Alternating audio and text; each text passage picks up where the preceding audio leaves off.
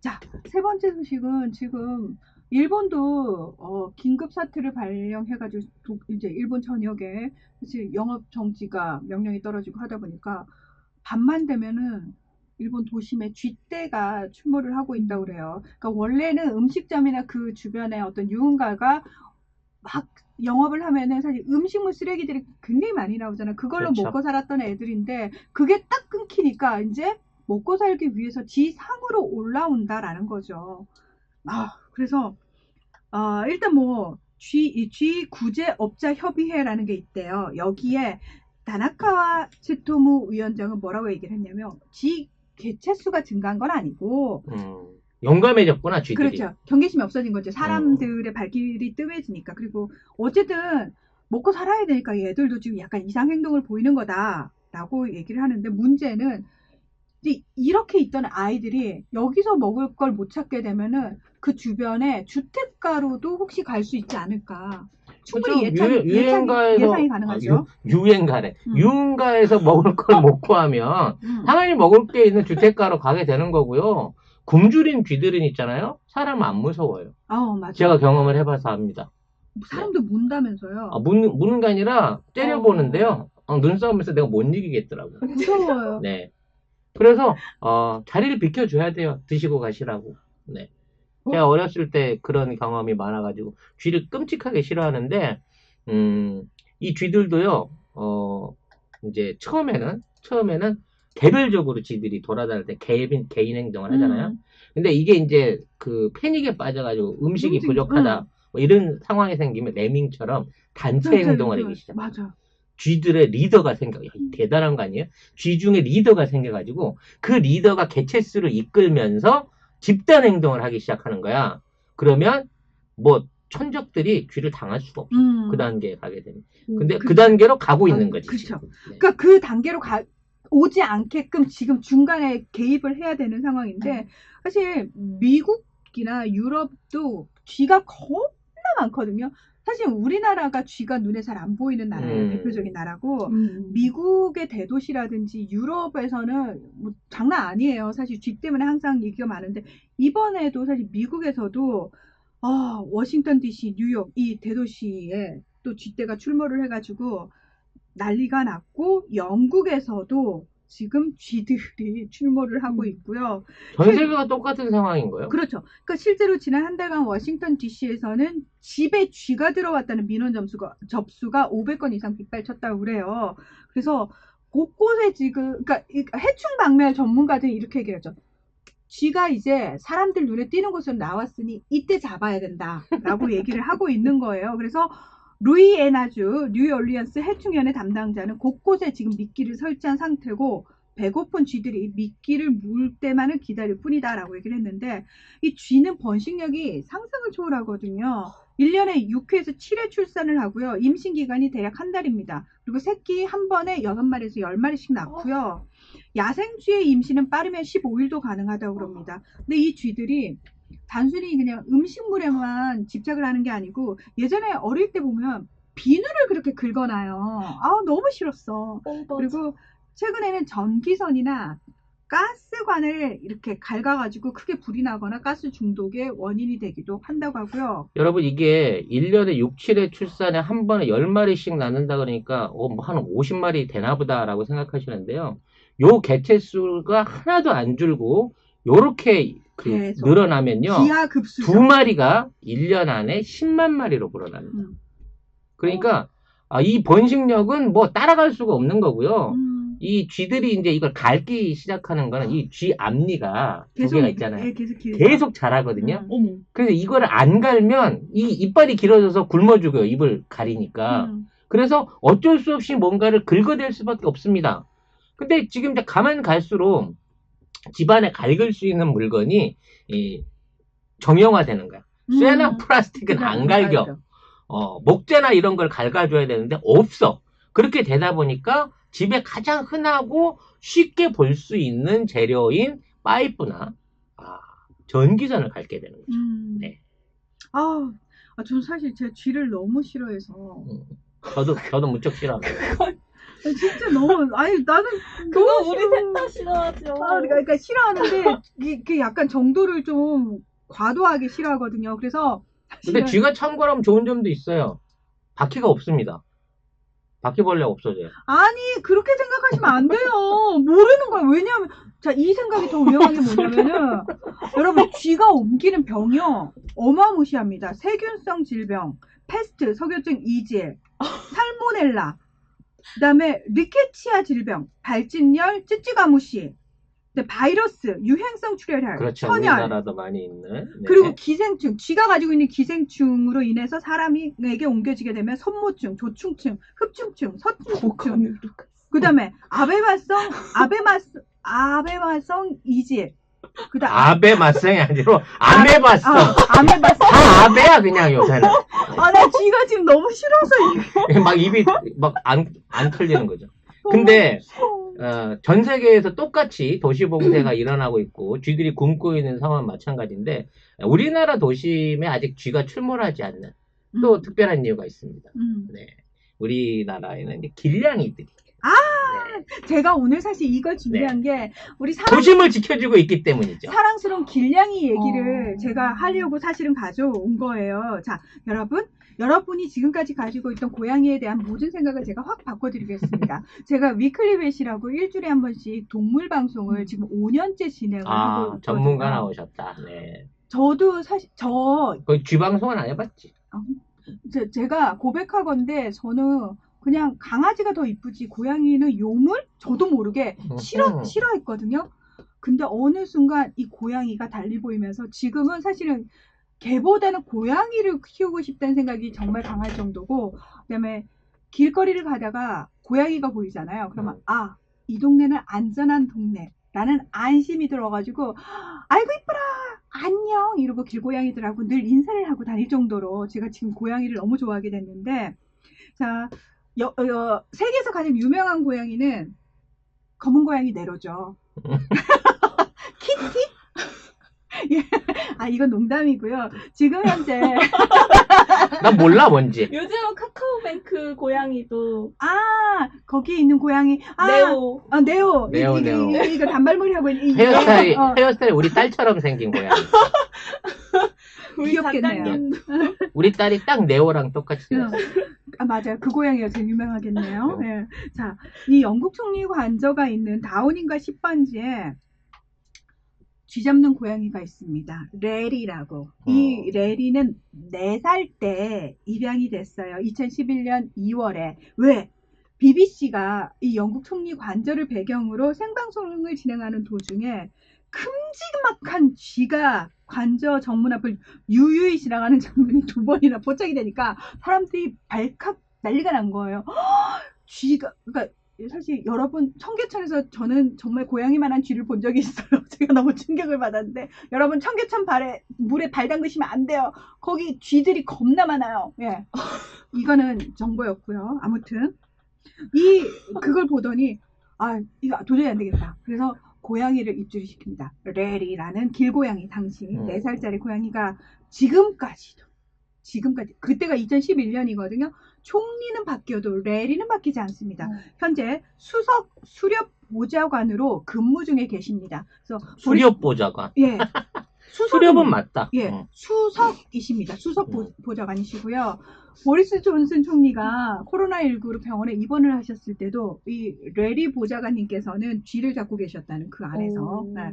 근데 레리 이전에 사실 험프리라는 고양이가 1989년부터 1997년까지 임무를 수행을 했지만 토니 블레어 총리가 들어오면서 와이프가 고양이를 되게 싫어했대요. 그래서 그때 내보내고 방치를 몇 년 했더니 쥐들이 살판이 난 거죠. 그래서 다시 레리님이 돌아오셨다는. 예.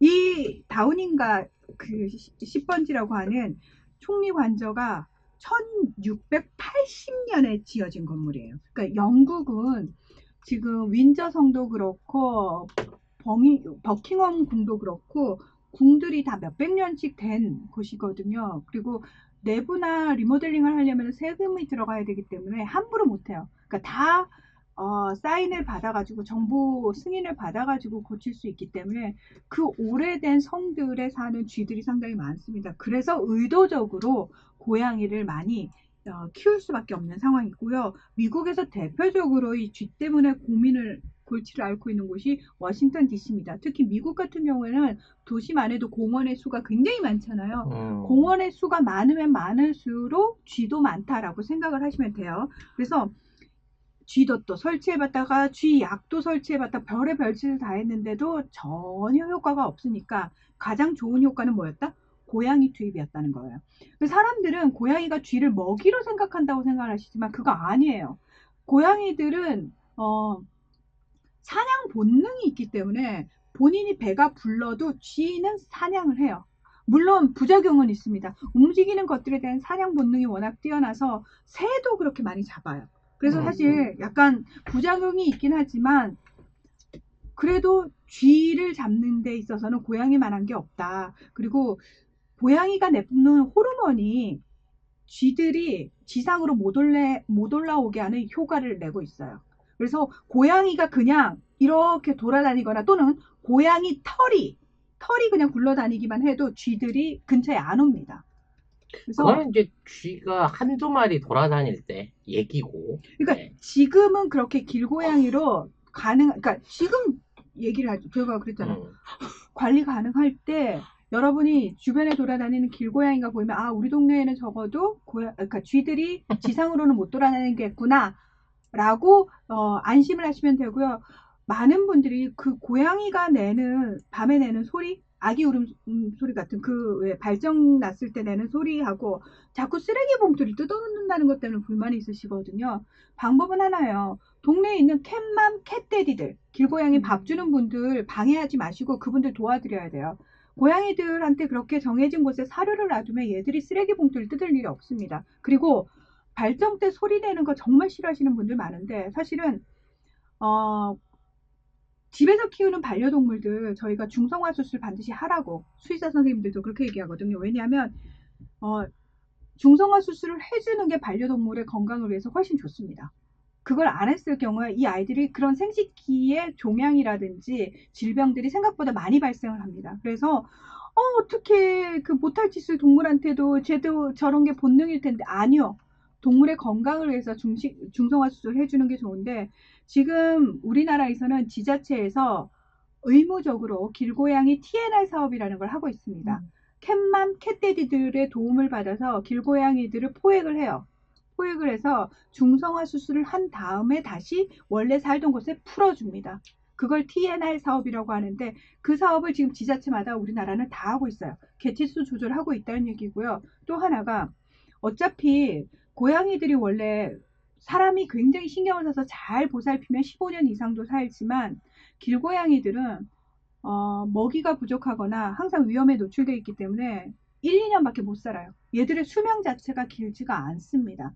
그러니까 한 마리 보였다고 해서 저놈의 길고양이 잡아 죽여야지 하지 마십시오. 길고양이를 다 잡아버리면은 거기에 쥐가 출몰을 하거나 쥐떼가 출몰을 하거나 또는 공동화 현상이라고 그러죠. 이 영역에 있어야 될 고양이가 없어지게 되면은 다른 영역에서 길고양이들이 넘어옵니다. 그렇기 때문에 길고양이를 퇴치해야지라는 생각이 아니고 개체수 조절을 해서 우리와 잘 공존했으면 좋겠다. 어차피 쥐들도 잡아주고 쥐들로부터 우리를 보호해주는 중요한 역할도 하고 있으니 그렇게 생각을 바꾸셔야 돼요. 실제로요, 그 야산에 들개가 생기고 나서 해수 유해조수에 의한 피해가 확 줄었고요.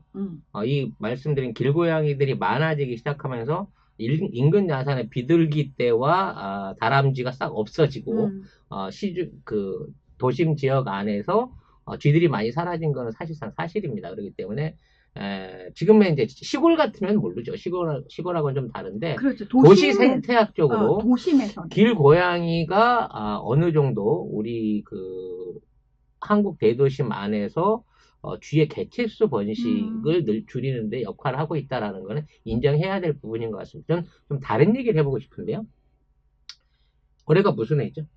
올해가 돼지해. 경자년이잖아요. 경자년이에요? 네. 작년이 돼지해였어요? 네. 네. 아, 제가 진짜 생각을 못했네요. 네. 아, 경자년이네. 경자년이 무엇의 해입니까? 쥐의 해입니다. 쥐. 이게 자자가 들어가는 해들이 아, 맞아. 이 쥐의 해거든요. 맞아요, 근데 맞아요. 이 쥐의 해가 굉장히 이제 안 좋은 그 동양 철학 안에서 굉장히 안 좋은 영향을 많이 미칩니다. 지진이나 역병이나 전쟁 같은 것들이 많이 나는 게 이 자자가 들어가는 쥐의 해예요. 그게 병자호란. 네. 중국에서는 태평천국의 난이 있었고요.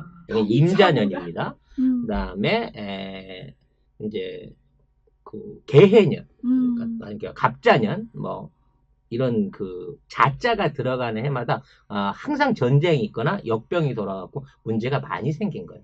그러니까 올해 이제 중국에서 코로나가 이제 집중적으로 발병하는 것도 어찌 보면 지금 쥐해의 운이 들어와서 그렇게 된 거다라고 얘기를 한다고 합니다. 그리고 아편 전쟁이 일어난 것도 경자년이에요.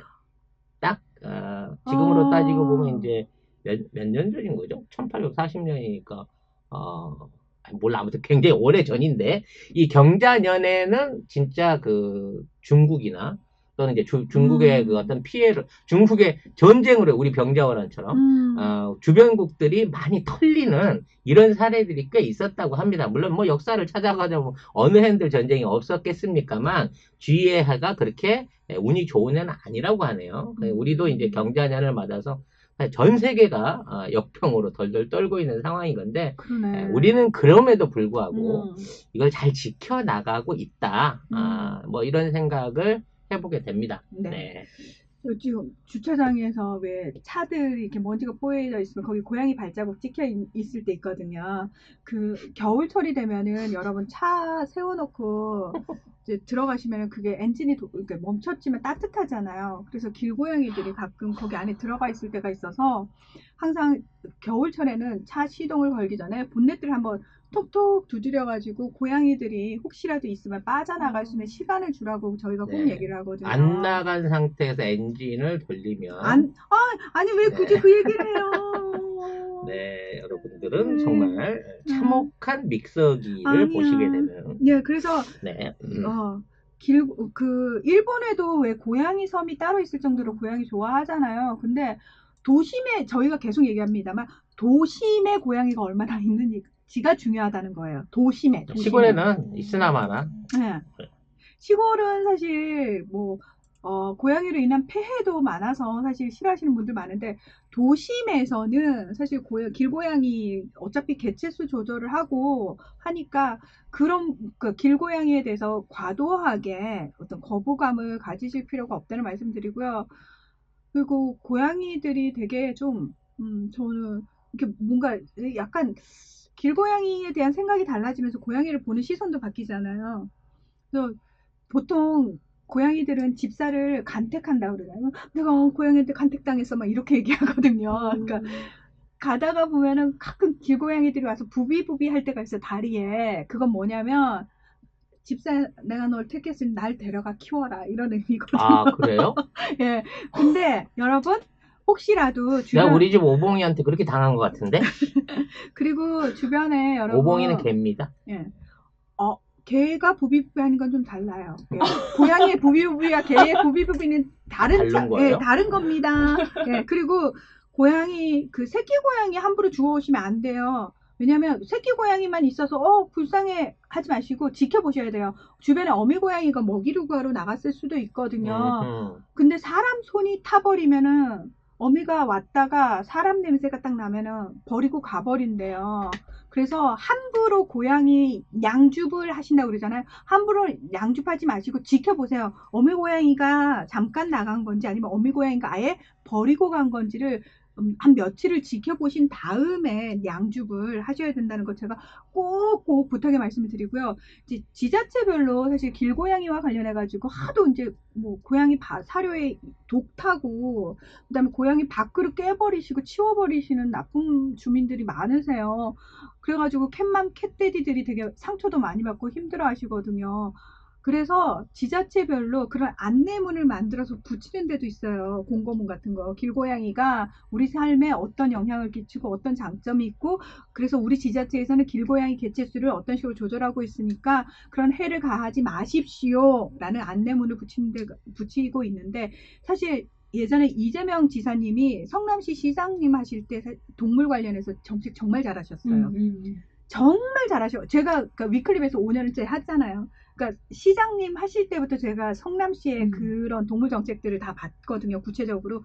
정말 잘하셨는데 길고양이와 관련해서 협조문이나 안내문도 잘 만드셔가지고 뿌리셨어요. 맞아요. 그래서 제가 이제 우리 송 작가님한테 그걸 보내드렸고, 그다음에 그 모란시장이라, 성남의 모란시장이라고 개고기 시장 진짜 유명했잖아요. 전국에서 개고기 시장을 제일 처음 없앤 데가 모란시장인데, 그거를 그냥 하지 마십시오가 아니고 이재명 시장님은 가셔가지고 단판을 지셨어요. 그 개고기를 팔던 분들한테, 자, 개고기를 안 파신다고 약속을 하시면 저희가 다른 직업을 선택하시거나 또는 업종을 바꾸실 수 있도록 도움을 드리겠습니다 해가지고 다른 시장의 어떤 임대료도 좀 저렴하게 해주시고, 그다음 다른 업종으로 바꾸기 위해서 필요한 교육과정도 지원을 해주셨어요. 그래서 굉장히 모범적으로 순조롭게 그 모란시장의 개시장을 없애셨어요. 그 개시장이 지금 제일 안 없어지고 있는 데가 어느 지역인지 아십니까? 부산 구포시장도 사실 자발적으로 없앴거든요. 이게 이렇게 부산시와 설마 대구는 아닐 거야. 딩동댕. 아유, 왜 그래. 대구는 여러분 개식용 하지 맙시다라고 붙이잖아요. 그러면 개고기 상인들이 개를 철창에 넣어가지고 와서 쫙 쌓아놓고 살아있는 개들을 그 옆에서 개고기 구워가지고 사람들한테 막 먹여요. 거기가 제일 유명한 데가 대구예요. 지금도 그런다고요? 네. 매우 안타깝습니다. 마지막으로 이제 우리 한국의 이제 국뽕은 아니고 쫀쫀하게 좀 자랑할 만한 부분인 건데요. 우리나라가 이제 하수 배수 시설을 분리해서 7, 80% 이상 분리해냈습니다. 우리나라는 그게 정말 탁월하죠. 이게 외국 같은 경우에는 우수하고 하수가 섞여서 들어가고. 그러니까 우수 하수 이거 이거 혹시 저도 사실 별 생각이 없었는데 요거 설명 잠깐만 드리면요. 아파트에 사시는 분들, 아파트 앞베란다 쪽에도 왜 물을 우리가 사용할 수 있는 데가 있고, 그 세탁기 연결하는 뒷베란다 쪽에도 있잖아요. 여러분, 절대 앞베란다에 세탁기 설치하시면 안 돼요. 세탁기는 딱 그 뒷베란다 세탁기 설치하는 데만 하셔야 되는 게, 지금 말씀하신 그 우수, 빗물 있죠? 그거는 앞베란다 쪽으로 떨어져요. 그래서 그거는 다시 활용을 다른 쪽으로 합니다. 중수도 설비라고 하는데, 그렇죠. 아주 중요한 건 이제 이런 우수와 하수를 구분해서 이걸 운영하기 때문에 일단은 관리가 되고요. 이 용량이 적절한 데다가 외부에 노출이 안 돼요. 외국 같은 경우에는 이 하수관이 한꺼번에 만들어져 있으니까 엄청 크게 만들어요.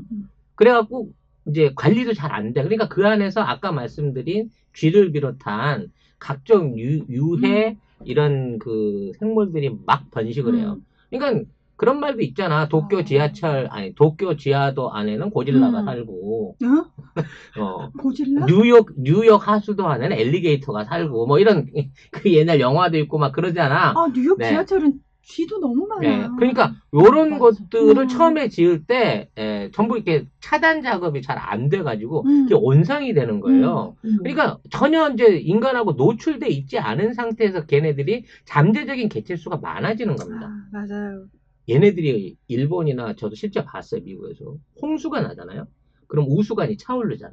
그럼 하수구로 쥐떼들이 물보다도 더 막 이렇게 막 튀어나와가지고 지들 멋대로 막 사람들한테 바로 그냥 들어가는 거야. 심지어 이게 진짜예요.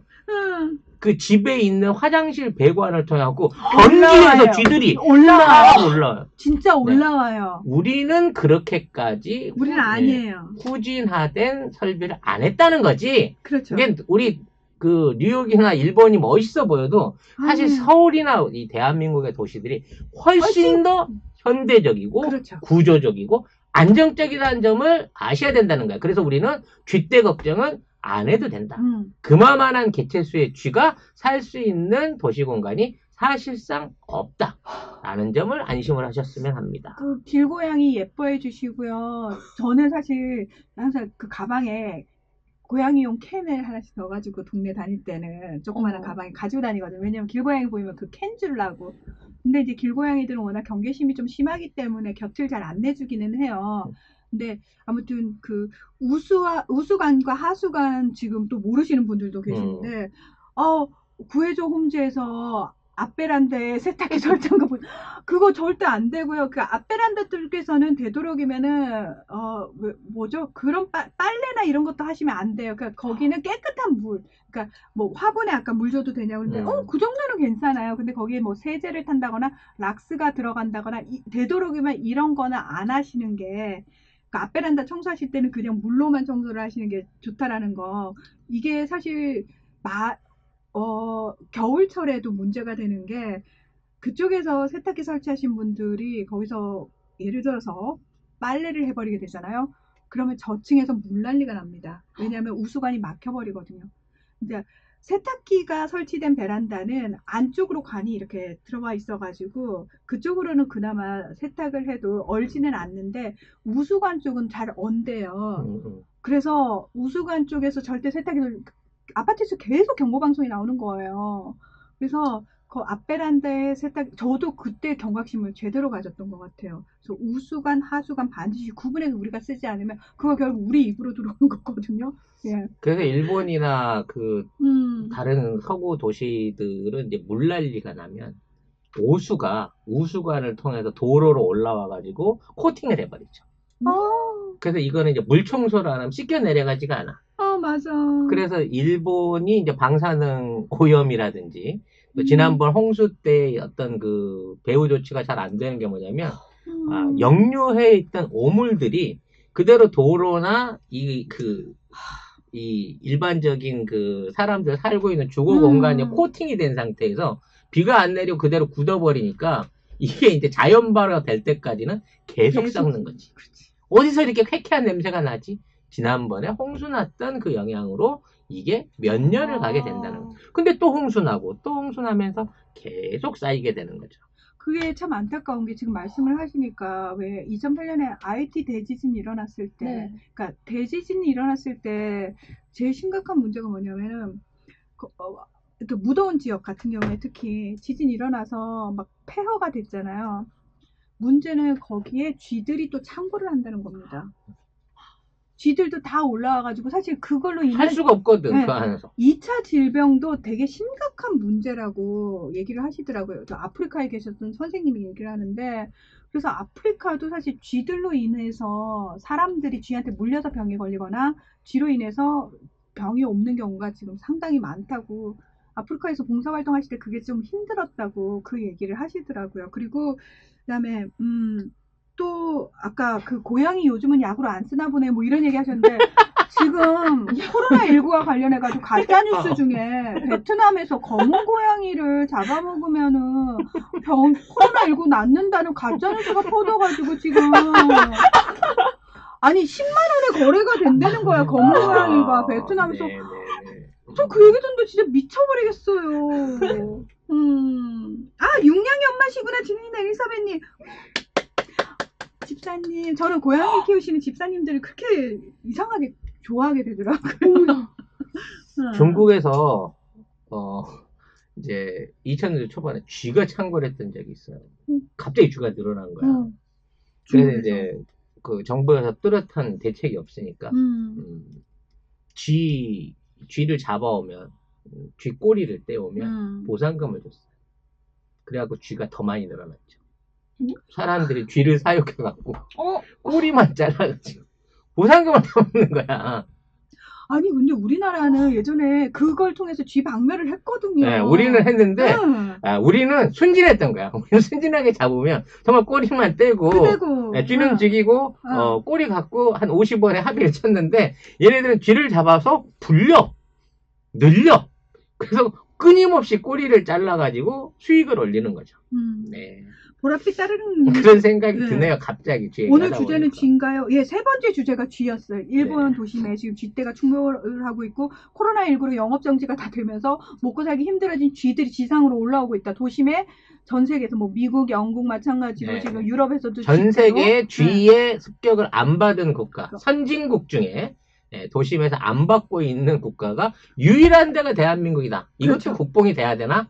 야, 정말 기본이 안 돼 있는 애들이 그동안 선진국이랍시고 깝치고 다녔다는 거죠. 그러니까 나는 진짜 옛날에 우리 미제면 무조건 좋은 줄 알고 일제면 무조건 좋은 줄 알았잖아요. 이번에 정말 코로나19로 그 소위 선진국이라고 하는 나라들의 민낯이 그대로 까발려지면서 저는 늘 말씀드립니다만 내가 대한민국에 살고 있는 게 얼마나 행복한지에 대해서 다시 한번 생각했습니다.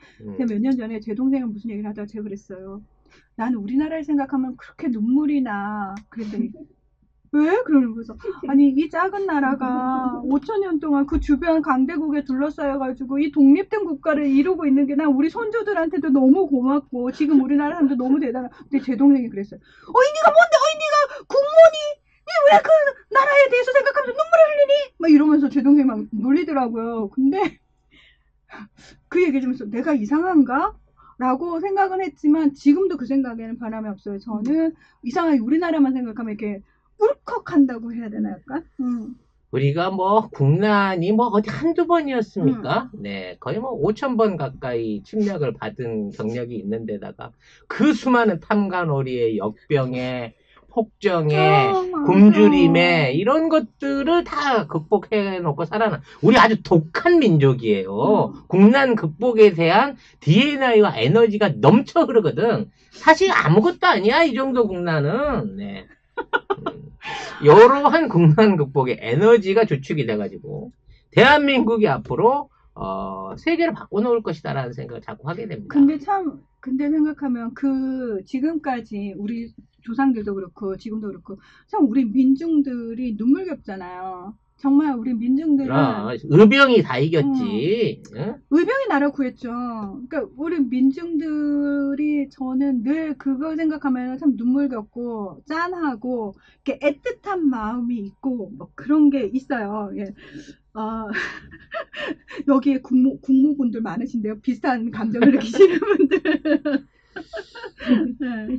뭐 마지막으로 정리하고 끝내는 얘기 차원에서 할게요. 제가 먼저 네. 이제 코로나가 이제 한참 진행 중입니다만 이게 마무리되려면 앞으로 3년이 걸릴지 5년이 걸릴지 알 수 없습니다. 그리고 코로나가 끝났다고 해서 끝이 아니고요. 네. 또 다른 전염병이 번질 겁니다. 코로나19가 끝나고 나면 코로나 23이나 25 같은 게 얼마든지 올 수 있는 그럼요. 상황인 거고요. 그렇죠. 이제 우리는 이제 보이지 않는 이 코로나 또는 바이러스 전염 질병하고 무조건 예방하고 싸우는데 어떤 뭐랄까 인류의 생존이 거기에 달려 있다고 볼 정도로 이제 패러다임이 바뀌어가고 있습니다, 여러분. 그러니까 코로나로 인한 거를 단순하게 뭐 주변에 있는 몇몇 사람 한 10%가 감염돼서 알타가 일부는 죽는다는 차원이 아니고 결국 코로나의 변화로 인해서 거대한 선진국이라고 하는 나라 자체가 국가의 어떤 국가 영속성, 국가가 가지고 있던 기본적인 자질을 잃어버리는 걸 보셨잖아요. 이제 앞으로 코로나 대비를 못하게 되면 어떤 국가도 살아남지 못해요. 그래서 이러한 그 모범된 극복을 보여주고 있는 대한민국이 전 세계 표준 국가인 겁니다. 앞으로 대한민국이 하자는 대로 방역 분야는 이미 우리가 표준이 됐지만 앞으로 모든 사회적, 문화적, 외교적 간섭들이 대한민국을 중심으로 일어나게 됩니다. 왜? 다른 나라는 다시 또다시 계속해서 이와 같은 역병을 이겨낼 만한, 지켜낼 만한 에너지도 없을 뿐더러 시스템도 안 갖춰져 있어요. 우리가 해온 게 엄청난 시스템이었다는 걸 이미 공인받고 있는 단계를 가는 거거든요. 이게 앞으로 대한민국의 미래 번영과 국익을 좌지우지할 수 있는 어마어마한 기회를 제공할 겁니다. 여기서 우리가 조심할 건 뭐냐? 개인 위생을 통해 가지고 우리 스스로가 지켜야 돼요. 이제는 언제나 상존할 수 있는 재감염, 재확산의 위협을 우리들 자신이 지켜내서 나 자신을 지키고 대한민국을 지킨다는 자세로 생활 태도를 바꿔야 됩니다. 그리고 이러한 태세를 이어나가기 위해서 이제 앞으로 이제 뭐 무대면 그러니까 모든 게 온라인화되고 오프라인 점점 줄어들 거고 뭐 온라인 교육이라든지 온라인 대체 근무 같은 것들이 상용화되면서 4차 산업시대가 훅 들어올 건데 여기에 대한 변화에 적응할 수 있는 준비를 갖춰야 돼요. 이것만 잘하면 대한민국이 세계 1등 국가 가는 거 아무 문제 없고요. 네. 아, 근데 여기 전제 조건이 하나 있어요. 다시는 저들에게 정권을 넘겨주지 않는다는. 이번에 증명하지 않았습니까? 아니요. 저는 사실은 이런 승리에도 아직 목마름이 남아있나요? 목마름이 남아있는 게 아니고요. 자, 여러분 미국을 보세요. 민주당 공화당이 엎치락 뒤치락 하면서 정권을 바꾸잖아요. 오바마 대통령 자기네들이 칭송하던 뭐 세계 많은 곳에 칭송하던 대통령을 배출해서 그 다음 대통령이 누가 됐죠? 예, 트럼프가 됐죠. 나오죠. 네. 브라질을 보십시오. 룰라라는 걸출한 대통령, 좌파 정권이 무려 15년을 정권을 잡다가 탄핵당하잖아요. 마음을 놓을 수가 없습니다. 그래서 이제부터는 단 한 번도 안 돼요. 단 한 번도 저쪽으로 정권을 넘기면 안 되는 게 맞습니다. 한 번도 안 돼요. 제가 로주했군요. 예. 네.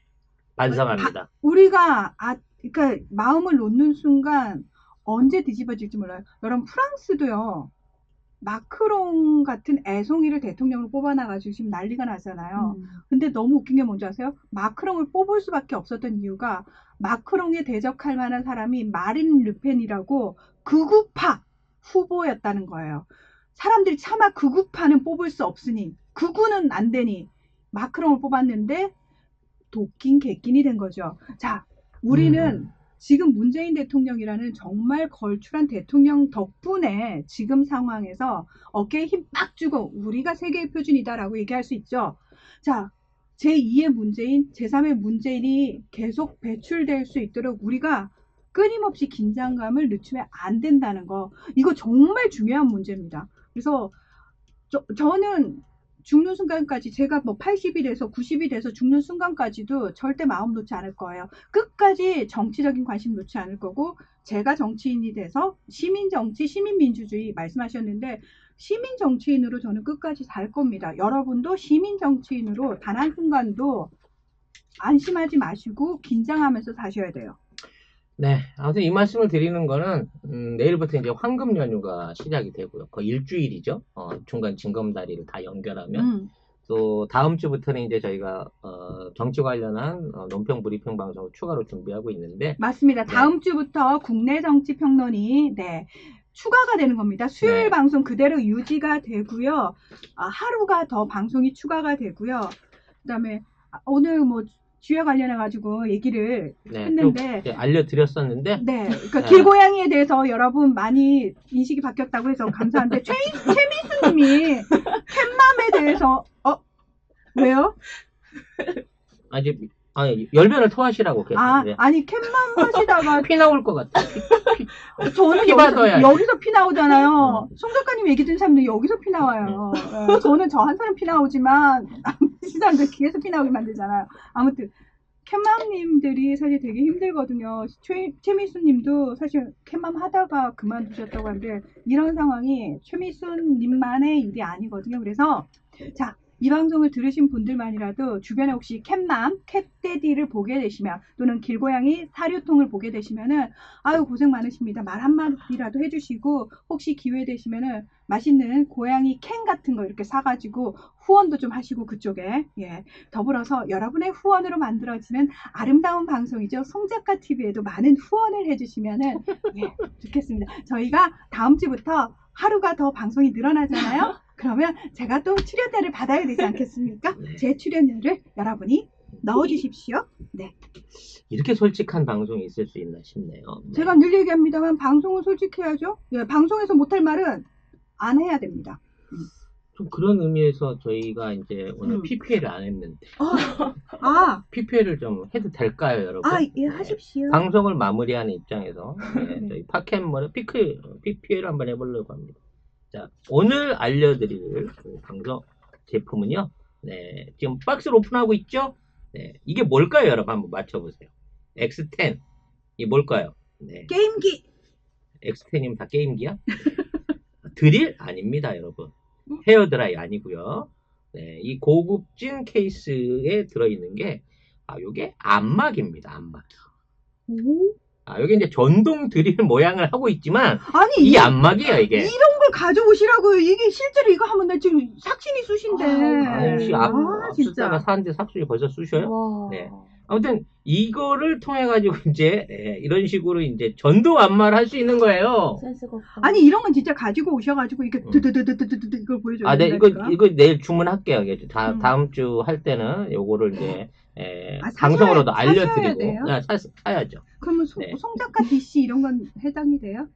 얄짤 없어요. 얄짤 없습니다. 네, 파칸본 워낙 최저가니까. 그래서 아무튼 이제 요게 와. 요런 방식으로 이제 안마가 가능한 제품이에요. 와. 사실 요거를 하나 집에 갖고 계시면 이거는 이제 사실상 그 1,000만 원짜리 안마 의자 부럽지 않습니다.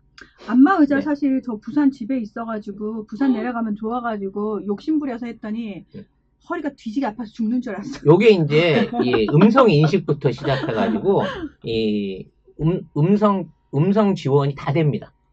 옆에 있는 사람한테 이 건을 주시고 안마건을 주시고 야 눌러봐 라고 얘기를 하시면 여기에 맞춰가지고 위로 아래로 좀 더 세게 좀 더 위쪽으로 뭐 이런 식으로 다양하게 직접 사람을 시켜가지고 수동이지만 완벽한 안마가 가능하다는 것이죠. 이거 사람을 시켜서. 그럼 사람을 시켜서 해야지. 네. 아니 근데 사실 많은 분들이 이거 들고 좀 팔 아프잖아요 하는데 왜 어깨나 목 결리신 분들은 저는 워낙 자주 결려가지고 이거 손으로 그냥 주무르고 있거든요. 근데 내가 내 손으로 주무르면서도 너무 힘드니까 누가 옆에 주물러줬으면 좋겠다라는 생각이 드는데 그렇죠. 사실 옆에 근데 손 없잖아요. 주무르는 게 굉장히 힘들잖아, 힘들어요. 사실은. 악력이 또 내가 원하는 만큼 나오지도 않아. 성에 안 차. 그렇다고 내가 안마 의자를 살 능력도 안 되고 우리 집이 좁아서 놓지도 못해. 제일 좋은 방법은 이거. 저 사실 의자에 그냥 설치하는 안마 샀거든요. 20 얼마짜리 몇 년 전에. 그게 처음에는 좀 쓰게 되는데 시간이 지나니까 그거 안 쓰게 되더라고요. 그러면서 어느새 손으로 또 저를 이렇게 주무르고 있더라고요. 그래서 저 진짜 이거 보면서는 이런 걸 가져오시고 이런 걸 저한테 협찬을 해주셔야지. 이분 참 센스 네, 없으시다. 다음 주에 제가 협찬해드릴 거 약속드리면서요. 아무튼 네. 이 제품 20만원짜리가 69,700원에 할인 판매를 하고 이 있습니다. 비슷한 제품 저 사실 쇼핑몰에서 봤는데 가격 비싸던데. 이게요 스위스 밀리터리예요. 우리 그 만능 칼 나오는 그 회사에서 나온 제품이라고 하네요. 네, 세계적인 브랜드죠. 근데 69,000원에 여러분 여기서 왜 또 남자친구 솔로 이런 얘기가 나오죠? 네. 그런 걸로 연관시키지 마세요. 이 기회에 이걸 들고 나가셔갖고 공원에 가서 이거 한번 작동시켜 드릴까요? 하면서 헌팅을 하고 너무 무리수인가? 아니요. 예. 절대 그냥 송 작가님 머릿속에 떠오르는 그런 생각들 안 하시면 돼요. 네. 큰일 나요. 네. 아무튼 셀프로 쓰시든 커플로 쓰시든 유용하게 쓸 수 있는 효도 겸 건강기구로서 여러분에게 권해드립니다. 네. 네, 사익길님께서 국산이면 믿을만하네. 그쵸. 이게 이제 어느새 이렇게 됐다? 국산이면 예전에는 저 초등학교 때만 해도 1세면 저희 삼촌이 원양어선 타가지고 맨날 일본 갔다 오시면은 선물 사오셨거든요. 연필깎이부터 시작해서 크레용까지 다 일본째를 썼는데 코끼리 밥솥. 네, 맞아요. 근데 지금은 그거 밥 안 됩니다. 네? 전기가 달라요. 네. 그래서 지금은 국산이라고 그러면 일단 그때는- 믿음이 가잖아요. 약간 다르다는 거. 네. 뭐 참고로 갑자기 생각나서 말씀드리는 거지만 일본은요 관동과 관서가 전기를 쓰는 헤르츠가 다릅니다. 네. 왜 다른지 아세요? 몰라요. 이쪽 이제 관서 지역은 수력 발전을 주로 해요. 그래서 저속 회전으로 돌아가는 발전기를 쓰니까 50Hz짜리 전기를 씁니다. 왜냐면 이제 애초에 그 수력 발전이니까 이게 빨리 안 돌거든. 그래서 저속으로 회전되는 터빈에서 만들어내니까 50Hz를 써요. 이쪽 관동쪽은 화력 발전소가 많아. 이건 증기로 해서 터빈을 돌리기 때문에 고속 회전이 돼요. 그러니까 60Hz짜리 전기를 씁니다. 관동과 관서가 합치면 되잖아, 기계를. 그렇죠. 근데 안 합쳐. 각자 자기 계정대로 쓰는 거야. 물론 프리볼트나 뭐 이런 거는 요즘 웬만큼 다 돼 있습니다만 이 특성을 모르는 사람들은 이쪽에서 이쪽으로 전용 전기기구를 옮겼다가 고장이 나는 경우도 생기고요. 외국 같은 입장에서는 그거를 감안해 갖고 제품을 생산하는데 관동 간서에 공통으로 쓸 수 있게끔 추가로 부품 설비 같은 걸 해야 되는 부분이 생겨요. 그래서 일본의 자국 내수 전자 산업들이 어떤 그 외국에서 외면받는 이유 중에 하나가 일본은 전기도 이중으로 쓴다. 네. 뭐 아무튼 참 갑자기 이중적이야 걔들은. 참 이중적이야. 참 이중적이야 걔들은. 갑자기 생각나서 한번 해봤어요. 네. 얘기를. 네. 장보경님 문하나에게 선물해야겠네.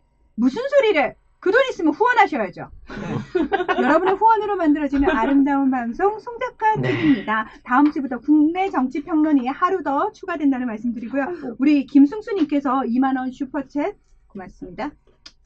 네. 하지 마시래요. 아니 하지 마시래요. 예, 사람들이 하지 마시래요. 네. 박은수님께서 길냥이 캣맘님들 예쁘게 보겠습니다 하시면서 2,000원을 맞아요. 우리 길냥이 캣맘님들 캣데디님들 너무너무 고마우신 분들이니까 그분 항상 응원해줘야 그렇죠. 돼요. 이분들이 실질적으로 도심의 쥐를 지켜주고 있는 파수꾼이었다는 점은 오늘 저희 방송을 통해서 이해하실 수 있기를 바랍니다. 그렇습니다. 예. 우리 황남성님은 내일 부산 갑니다. 마스크 쓰고 다니겠습니다. 뭐 당연한 거 아니에요? 이제 마스크는 내 제2의 얼굴이에요, 여러분. 네. 얼굴 붙이고 다녀야 돼요, 마스크를 아예. 네. 네. 그리고 우리 보미 작가님 얼굴 보고 싶다고 조성민님께서 그러셨는데, 네. 안 돼요. 우리 보미 작가님은 끝까지 우리 얼굴 공개 안 할 거예요. 그래야지 뭔가 신비주의야. 우리 보미 작가님은. 신비주의. 신비할 만큼 이쁘지가. 자, 하루 더 하는 방송은 무슨 요일인가요? 라고 물어보셨는데, 네, 저희가 유튜브에 예고를 올릴 거고요. 알림이 갈 거잖아요. 어차피 방송 시작하면. 네, 그쵸? 제가 꼭 그 방송 알림 저기를 해갖고 하루 전에 방송 시작 시간을 공지를 하는 네, 새로운 어떤 그 유튜브의 기능을 엑스스프리스의 기능을 꼭 활용하도록 하겠습니다. 네, 오늘은 월드머니만 하시는 건가요? 네, 송 작가님이 원고 준비 안 하셨대요. 네, 죄송합니다. 제가 어젯밤에 이제 일이 많아가지고 준비를 못했어요. 방송합니다. 네. 네, 오늘 방송이 좀 짧아서 아쉬운 분들 9시에 새날로 가셔가지고 네, 새날 방송에서 생방으로 여러분 만나뵙도록 하겠습니다. 네, 그리고 다음 주부터는 저희가 다음 주에 늘리려고요. 네. 요번 주는 이제 살짝 조금 방송을 줄였다는 점 양해 부탁드릴게요. 이게 약간 네. 총선 끝나고 이 시사 프로그램들이 다 지금 비슷한 상황인데 네. 약간 시청률 자체가 좀 떨어졌대요. 근데 저희 송작가 TV도 좀 많이 이렇게 조회수가 떨어져가지고 송 작가님이 약간 힘이 빠지셨어요. 근데 보미 작가와 제가 이럴 때일수록 이렇게 구독자가 지금 39,600명이나 늘어났고 이럴 때 우리가 고삐를 더 조여야 된다며 방송을 더 크게 런칭하자고 일을 더 크게 저는 벌였습니다. 줄이자고 했는데 네. 과점주주들이 늘리자고 강요를 하는 바람에 과반수. 어쩔 수 없이 늘리게 됐습니다.